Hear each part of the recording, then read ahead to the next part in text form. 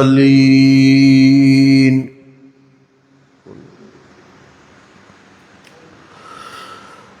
وعلى آله وأصحابه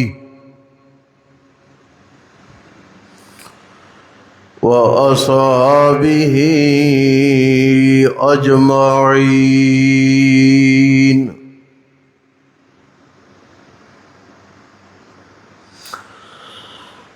أما بعد فأعوذ بالله من الشيطان الرجيم.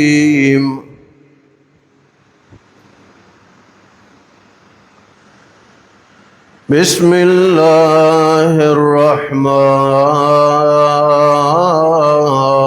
الرحيم.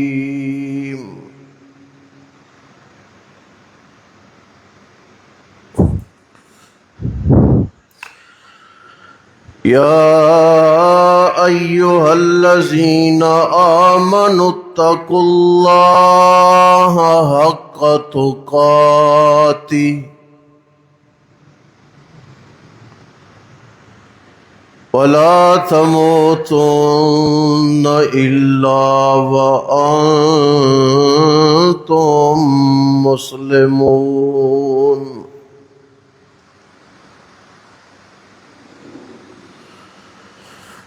سبحان ربك رب العزة عما يصفون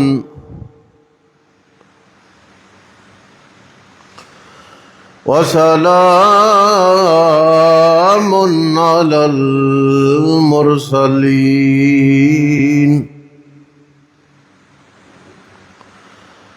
والحمد لله رب العالمين.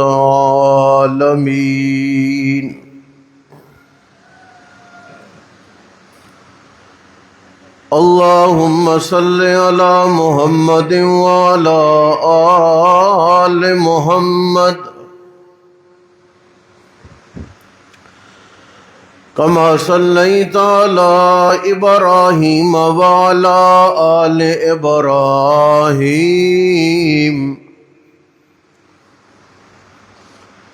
إنك حميد مجيد. اللهم بارك على محمد وعلى آل محمد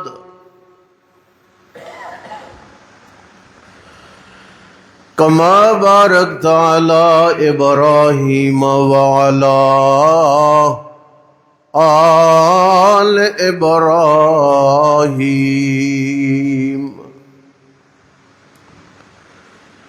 إنك حميد مجيد.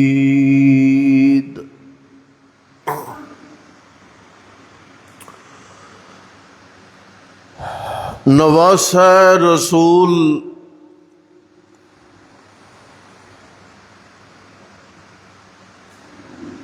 حضرت سیدنا حسن رضی اللہ تعالی عنہ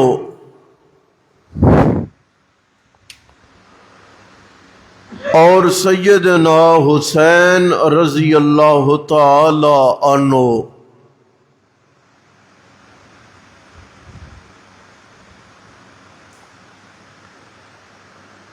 کا تذکرہ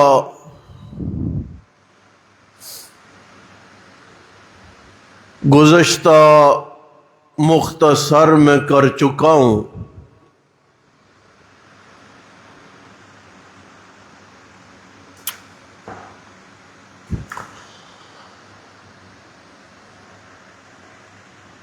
اور میں یہ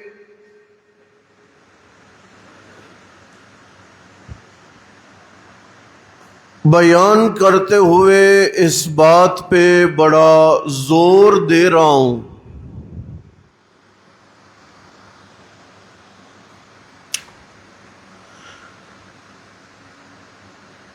کہ تذکرہ اصحاب رسول کرتے ہوئے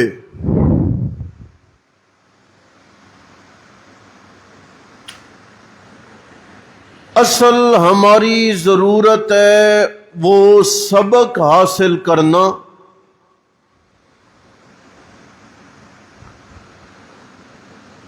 اور سبق کے حصول کے بعد اپنی حیات اور اپنی زندگیوں کو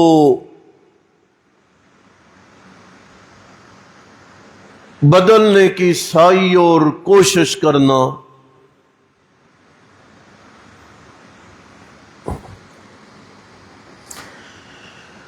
عظمتیں بیان کر لینے سے تاریخ زندہ نہیں رہتی، عمل جاری رکھنے سے تاریخ زندہ رہتی ہے۔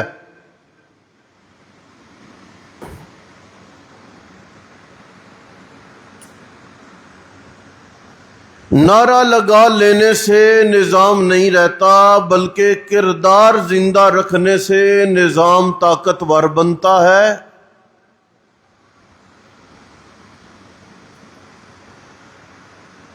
کہ ہم ان باکردار اور پاکیزہ شخصیات کے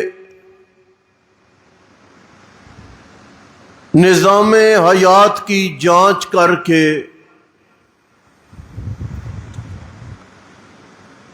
اپنے رہن سہن کو، اپنی اخلاقی و سیاسی زندگی کو، اپنے تمام تر طور طریقوں کو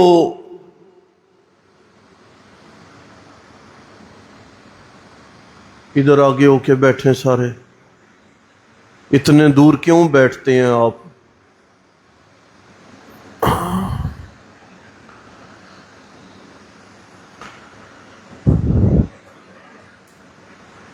اپنی زندگیوں میں اگر ہم انہیں نافذ العمل کریں گے،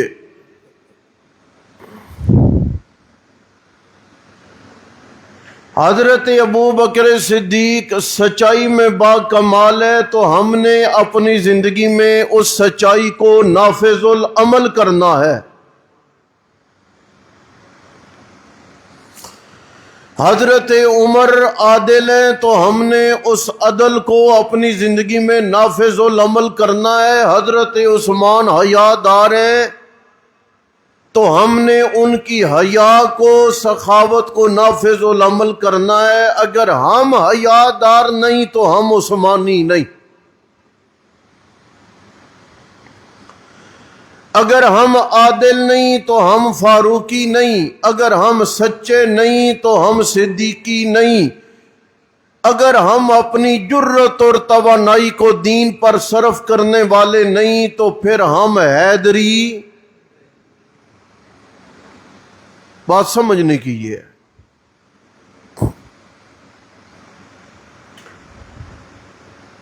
اور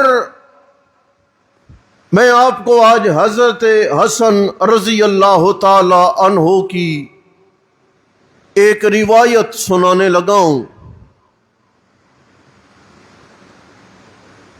جو نبی مکرم صلی اللہ تعالی علیہ وسلم کے فرمان کو انہوں نے بیان کیا۔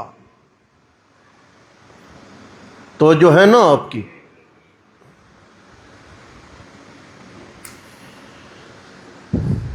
دو جملے ہیں بڑے خیر کے اور بڑے کام کے۔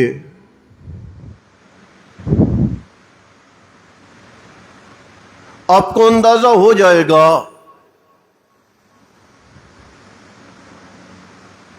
کہ ان شخصیات نے ہمارے لیے کس سرمائے کو جمع کیا ہے، اور ہم نے اپنی زندگی کو کس رخ پر ڈال کے اپنے آپ کو برباد کیا۔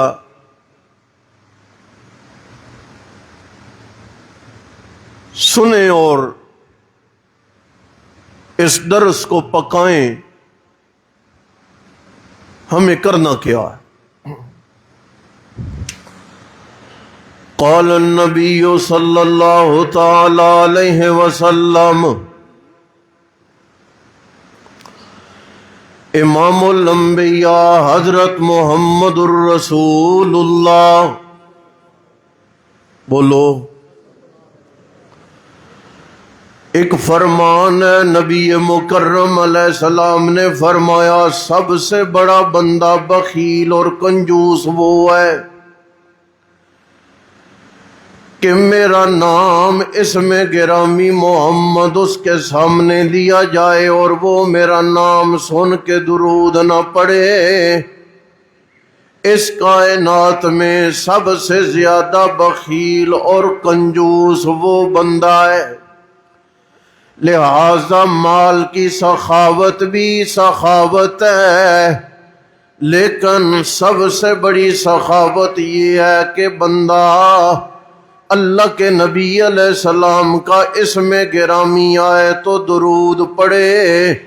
اس کا مطلب یہ ہوا کہ وہ بندہ اس کائنات میں سب سے بڑا سخی آدمی ہے، لہذا میں بھی سخاوت کروں، آپ بھی سخاوت کریں کہ اللہ کے پاک پیغمبر محمد الرسول اللہ صلی اللہ علیہ وسلم کا ارشاد گرامی ہے۔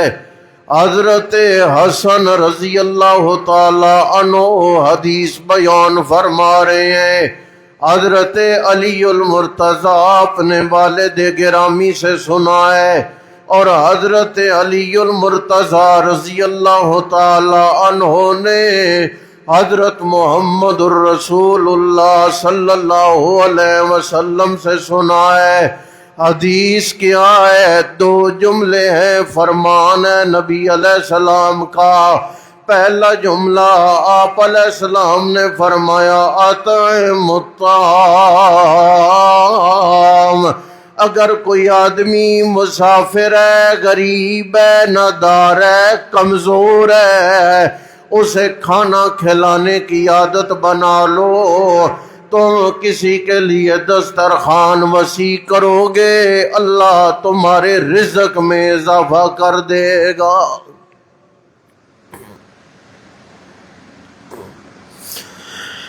کھانا کھلانا، لیکن ذرا آپ اپنی عادات دیکھ لیں، میں اپنی عادت دیکھ لوں، اپنے معاشرے کو، سوسائٹی کو، محلہ داری کو آپ دیکھ لیں۔ اگر ہم نے دعوت ولیمہ کی ہے تو ہم نے غریب کو نہیں بلایا، اگر ہم نے دعوت عقیقہ کی ہے تب بھی ہم نے غریب کو نہیں بلایا، حتیٰ کہ اللہ کے نبی علیہ السلام کا فرمان ہے کہ سب سے عمدہ کھانا وہ ہے جس میں غریب آدمی شریک ہو جائے، جس میں غریب آدمی موجود ہو۔ اور اگر تمہارے کھانوں میں غریب آدمی موجود نہیں ہے، نادار نہیں ہے، تو سمجھ لو کہ تمہارا کھانا عمدہ اور بہترین کھانا نہیں ہے۔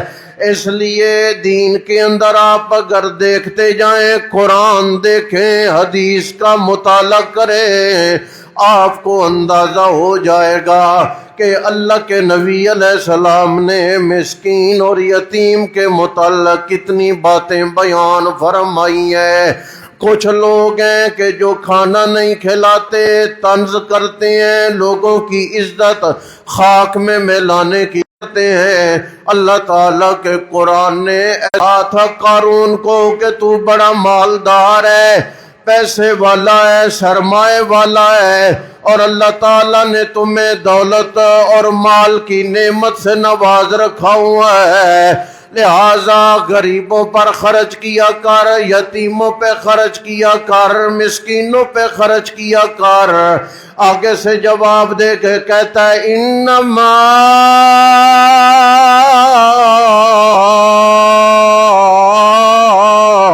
اوتیتہ علی علم عندی، کہ یہ میرا اپنا ہنر ہے، میرے علم کی کمائی ہے، یہ میرے فن کی کمائی ہے، لہذا میں کسی غریب پہ، کسی مسکین پہ، کسی یتیم پہ خرچ نہیں کروں گا۔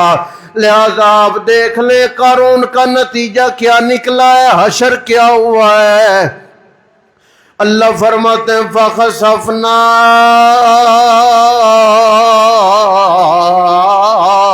بِهِ وَبِدَارِهِ الْأَرْضَ، میں اللہ پاک نے اس قارون کو بھی اور قارون کے خزانے کو، بنگلے کو، مال و متاع کو زمین میں دنسا کے رکھ دیا ہے، اس لیے کہ اس کے مال میں خیر نہیں ہے، دوسروں کے لیے حصہ نہیں ہے۔ اور ادھر آئے مدینہ طیبہ میں پانی کی قلت ہو گئی ہے۔ اللہ کے نبی علیہ السلام نے فرمایا یارو کوئی بندہ ہے جو پانی کا انتظام کرے، میں محمد کریم اس کے بارے میں گارنٹی دیتا ہوں اللہ جنت میں مکان عطا کریں گے۔ مجلس لگی ہوئی ہے، بتایا نہیں، صرف اعلان سنا ہے۔ اللہ کے نبی علیہ السلام کا چپکے سے ایک جوان اٹھ کے مجلس رسول سے باہر چلا گیا ہے۔ مدینہ طیبہ میں ایک کنواں ہے، یہودی کے قبضے میں اور کنٹرول میں ہے، جا کر اس سے ڈیل کی ہے، بڑا سارا سرمایہ دے کر وہ کنواں مسلمانوں کے لیے خریدا ہے اور اس کا پیالہ لیا ہے، پانی بھرا ہے۔ آ کر محمد کریم علیہ السلام کی اسی مجلس میں تشریف لائے۔ یہ کون ہے؟ حضرت عثمان رضی اللہ تو بول دو۔ یہ کون ہے؟ یہ حضرت عثمان ذو النورین ہے۔ آ کر نبی علیہ السلام کی خدمت طیبہ میں پہنچے اور وہ پیالہ اللہ کے نبی علیہ السلام کے لب مبارک کے ساتھ انہوں نے لگایا ہے، اپنے ہاتھوں میں پکڑا ہوا ہے، نبی علیہ السلام کے لبوں کو پیالہ لگا ہوا ہے، انہوں نے پانی پینا شروع کر دیا ہے۔ آپ علیہ السلام کا چہرہ حشاش بشاش ہو گیا ہے اور نبی علیہ السلام کے جو خشک ہونٹ ہیں، گلا خشک ہے، پانی کی قلت کا سامنا ہے، اسے آپ علیہ السلام نے اب تر ہو گیا ہے، چہرے پہ رونق آ گئی ہے، با کمال۔ اللہ کے نبی علیہ السلام کے کان میں یا رسول اللہ میں نے وہ جو پانی کا کنواں ہے وہ لے کر مسلمانوں کی جماعت کے لیے وقف کر دیا ہے۔ اللہ کے نبی علیہ السلام نے فرمایا عثمان یہ تیرا احسان ہے، کل محشر کا دن ہوگا، حوض کوثر ہوگا، دنیا آئے گی، میں بھر بھر کے پیالے تقسیم کروں گا، لیکن جب تو پانی لینے کے لیے آئے گا میں اللہ کا نبی تمہیں پیالہ ہاتھ میں نہیں تھماؤں گا بلکہ اپنے ہاتھ میں پکڑ کے تیرے لبوں کے ساتھ وہ جام کوثر لگاؤں گا۔ آج کے دن ہاتھ لب تیرے لب میرے، کل محشر کے میدان میں ہاتھ میرے اور لب تیرے ہوں گے۔ لہٰذا میرا بھائی جتنی بھی وسعت کر سکتا ہے، جتنی سہولت دے سکتا ہے، جتنا کسی کے لیے کھانا وسیع کر سکتا ہے، جتنا تو کسی کا لقمہ بڑھا سکتا ہے، اتنا کوشش کیا کر، اپنی دعوتوں میں غریب کو بلایا کر۔ ولیمے کی دعوت ہے تب بھی، عقیقے کی دعوت ہے تب بھی، 4 مہمان اکٹھے ہو گئے تب بھی، اپنے محلے کے آج ایک غریب کو، کل دوسرے کو، پھر تیسرے کو، انہیں بھی اپنی خوشیوں میں شامل کیا کر۔ اور حضرت حسن کہتے ہیں رضی اللہ تعالیٰ عنہ، اللہ کے نبی علیہ السلام نے فرمایا پہلا کام ہے کھانا کھلاؤ اور دوسرا کام ہے اطیب الکلام،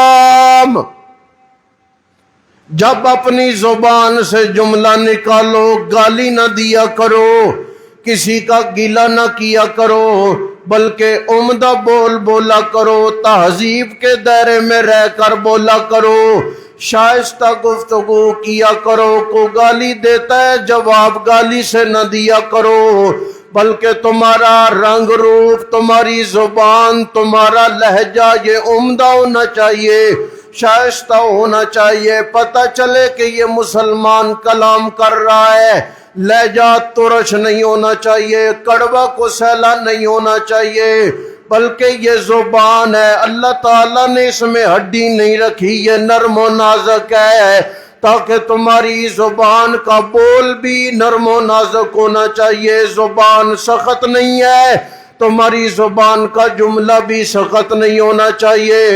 حضرت علی المرتضیٰ رضی اللہ تعالیٰ عنہ کا فرمان ہے، لوگو یہ جو تلوار کا زخم ہے یہ ختم ہو جاتا ہے، لیکن زبان کا زخم ختم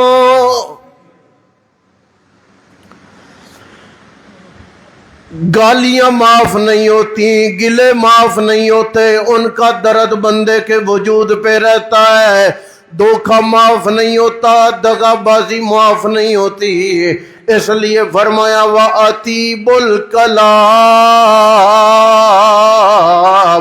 اس لیے جب بات کیا کرو تو تمہارا لہجہ، حضرت ابو بکر صدیق رضی اللہ تعالیٰ عنہ موجود ہے، ایک بندہ آ کر باتیں سنائے جا رہا ہے، کیے جا رہا ہے، کیے جا رہا ہے، حضرت صدیق اکبر بڑی خاموشی سے تشریف فرمائے، اچانک غصہ آیا، حضرت صدیق اکبر نے جواب دے دیا ہے اور ترش جواب دیا۔ نبی علیہ السلام نے فرمایا ابو بکر یار، جب تک تو خاموش رہا ہے اللہ تعالیٰ نے فرشتے کی ڈیوٹی لگائی تھی، وہ فرشتہ تیری طرف سے اس بندے کو جواب دے رہا تھا، اب تم بولے ہو، تم نے جواب دیا، اللہ تعالیٰ نے فرشتے کو واپس بلا لیا۔ عرض یہ کر رہا ہوں کہ یہ جو ہم باہمی گفتگو کرتے ہیں گھر میں، ماں باپ سے، اساتذہ سے، دوستوں سے، محلے داروں سے،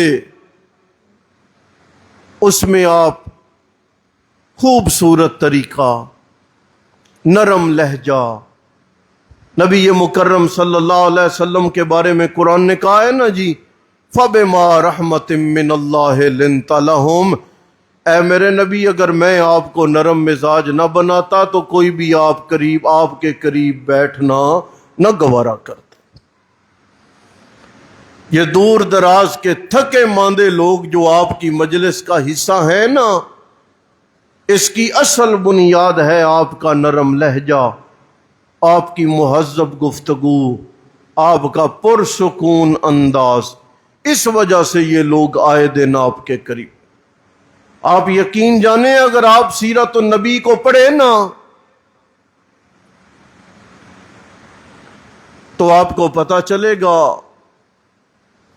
کہ یہ جو جتنے لوگ کلمہ پڑھ کے دائرہ اسلام میں داخل ہوئے ہیں نا، ان سب کے پیچھے صحابہ کرام کے اخلاق، ان کے کردار اور نبی پاک علیہ السلام کے نرم لہجے اور نرم زبان ہے، ان چیزوں نے لوگوں کو اسلام لانے پر مجبور کیا۔ ساری زندگی کا مطالعہ کریں۔ میں ایک دو جمعے کے بعد کوشش کروں گا کہ سیرت النبی صلی اللہ علیہ وسلم کے متعدد پہلو آپ کے سامنے ذکر کروں، اور میں عرض کروں گا کہ قتل کے وار کرنے والے کلمہ پڑھ کے واپس گئے، کیوں؟ آپ نے کسی کو دتکارا نہیں، کسی کی سخت روش کا جواب ترش لہجے سے نہیں دیا،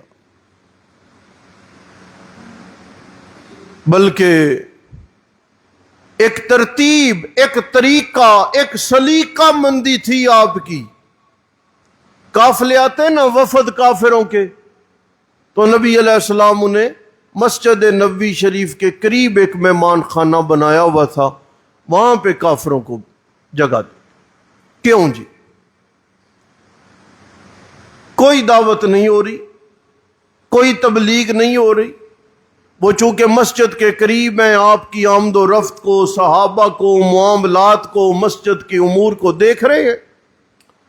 آنے والے دور دراز کے وفد آتے نا، یہودی آتے، عیسائی آتے، رات ٹھہرتے، صبح تہجد اور نماز فجر میں رسول اللہ کی زبان سے تلاوت سنتے، ادھر دن چڑھ جاتا، ادھر ان کے دل کے اندر بھی کفر کا اندھیرا ختم ہو جاتا، کلمہ پڑھتے اور واپس چلے جاتے۔